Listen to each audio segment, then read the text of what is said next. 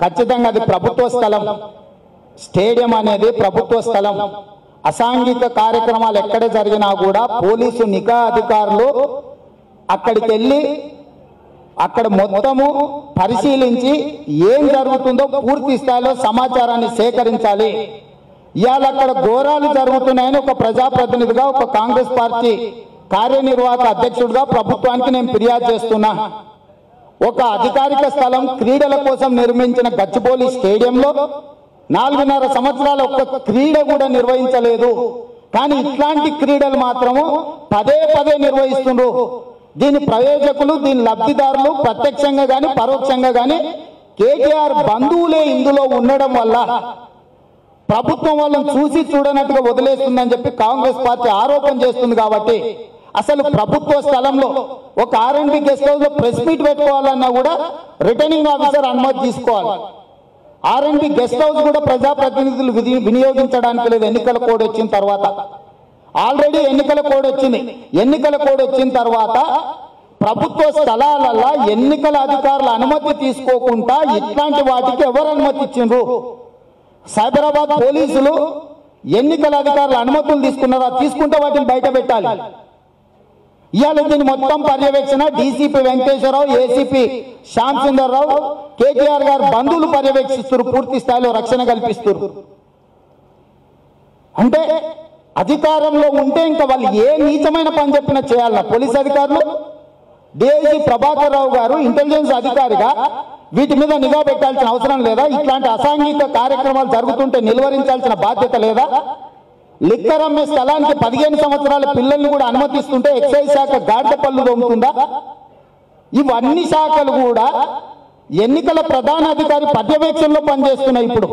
కాబట్టి ఎన్నికల ప్రధానాధికారి ప్రత్యక్ష కార్యాచరణకు దిగాలి, నిఘా వర్గాలను పంపాలి, విచారణ చేసి నివేదిక తెప్పించుకొని సంబంధిత వ్యక్తుల మీద చర్యలు తీసుకోవాలి. అదేవిధంగా రాజపాకాల సంస్థ ఏదైతే డేటింగ్ అనే అమ్మాయిలను అబ్బాయిలను మాట్లాడుకోవడానికి 3,000 రూపాయలు తీసుకొని ఏర్పాటు చేస్తుందో దీన్ని ఏమంటారో చెప్పాలి నాకు. చిన్న చిన్న వాళ్ళని చేస్తే వ్యభిచార ముఠా అంటారు. పెద్ద పెద్ద వాళ్ళు ఏమన్నా ఇట్లాంటి వ్యవహారాలు ఏర్పాటు చేస్తే దానికి ఏమైనా పదం ఉందా నాకు తెలీదు. దీనికి సమాధానం చెప్పాలి ప్రభుత్వము.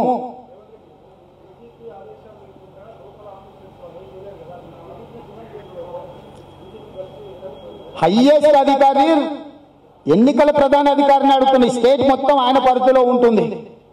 కాబట్టి డిమాండ్ చేస్తున్నాం, ప్రభుత్వం ఒకవేళ తక్షణమే చర్యలు పూనుకోకపోతే సాయంత్రం మా ఎన్ఎస్యుఐ విద్యార్థులు, మా యూత్ కాంగ్రెస్ నాయకులతోని మేమే ప్రత్యక్షంగా కార్యాచరణకు పూనుకోవాల్సిన పరిస్థితి వస్తుంది. మమ్మల్ని ఆ దిశగా ప్రభుత్వము చర్యలకు పాల్పడే అవకాశం కల్పించొద్దు. దయచేసి ప్రభుత్వమే అధికారికంగా అధికారులతో చేయించాల్సిన పనిని చేయించాలని చెప్పి మేము డిమాండ్ చేస్తున్నాం. ఎవరైనా ఇట్లాంటి అసాంఘిక కార్యక్రమాలకు ఎవరు పాల్పడ్డా కూడా ఖచ్చితంగా ఫోకస్ పెడతాం. చాలా సంవత్సరాల నుంచి ఇట్లాంటి జూబ్లీహిల్స్ లో పబ్బుల గురించి వివరాలు బయటపెట్టి పబ్బులలో జరుగుతున్న తతంగాన్ని కూడా బయటపెట్టింది నేనే. డ్రగ్స్ కు సంబంధించి వివరాలన్నీ బయటపెట్టింది నేనే. ఇక్కడ అసాంఘిక కార్యక్రమాలు జరుగుతున్నాయా లేదా అనేది మా వరకు పరిమితం. ఎవరు చేసినా కూడా, ఎలాంటి వాళ్ళు చేసినా కూడా చట్టపరంగా చర్యలు తీసుకోవాలి, శిక్షించాల్సిందే. ప్రధానంగా ఇది మధ్యతరగతి పిల్లలందరూ కూడా ఇలాంటి వాటికి అలవాటు పడుతున్నాడు.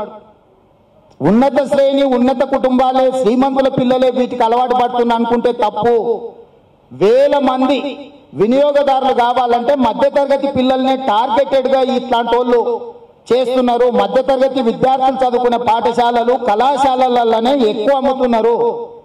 ఈ మధ్య చైన్ స్నాచింగ్లు పెరగడానికి కారణం ఈ వ్యసనాలకు అలవాటు పడి కళాశాల విద్యార్థులు ఎక్కడ ఒంటరి మహిళలు పోతున్నా కూడా మెడలలో ఉన్న గొలుసులు ఎత్తుకుపోతున్నారు. గతంలో పోలీస్ స్టేషన్లలో గొలుసు దొంగల వివరాలు ఉండేవి. ఇప్పుడు గొలుసు దొంగతనం జరిగితే ఎవరిని పట్టుకోలేకపోతున్నారు. ఎందుకంటే ఈ ఏరియాలో చదువుకునే విద్యార్థి పోయి దిల్సుఖ్నగర్లో గొలుసు ఎత్తుకొస్తే ఎవడెవడో తెలుస్తలేడు.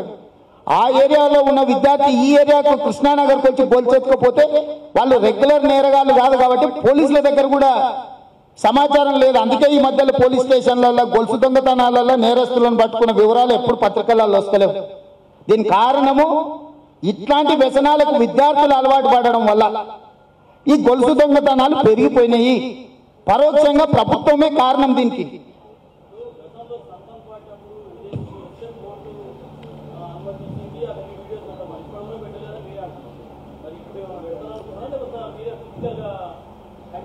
ఇప్పుడు ఇంకా మేము అదే డిమాండ్ చేస్తున్నాం. కోర్టులో కూడా మా అనిల్ కుమార్ యాదవ్ ఇలా లంచ్ మోషన్ మూవ్ చేసైనా ఇమ్మీడియట్ కోర్టు నుంచి డైరెక్షన్ ఇవ్వమన్నాం. నిన్ననే మా న్యాయవాది ప్రయత్నం చేసిండు కోర్టులో, నిన్న బెంచ్ మీదకి రాలేదు. ఈ రోజు కూడా మా యూత్ కాంగ్రెస్ అధ్యక్షుడికి చెప్పడం జరిగింది, కోర్టులో తక్షణమే కోర్టును మొత్తం వీడియోలు తీసి కోర్టుకు పెట్టించి దీన్ని నిలువరించడానికి న్యాయస్థానాన్ని తలుపు తట్టండి అని చెప్పి. మేము అందుకే కేసీఆర్ మీద నమ్మకం లేదు, కానీ ఎన్నికల ప్రధాన అధికారి అయినా కనీసం ఇంత దుర్మార్గం జరుగుతున్నప్పుడు నిలువరించడానికి వాళ్ళు చర్యలు తీసుకుంటారని అనుకుంటున్నాం. వాళ్ళు ఆ దిశగా పయనించకపోతే ఖచ్చితంగా సాయంత్రానికి సమీక్షించుకుంటాం. మా విద్యార్థి విభాగంతో మా యూత్ కాంగ్రెస్ విభాగంతో సమీక్షించుకున్న తర్వాత కార్యాచరణను సాయంత్రం ప్రకటిస్తాం. ప్రకటించడం కాదు, కార్యాచరణకు పూనుకుంటాం. ఇక ప్రభుత్వం ఇష్టం.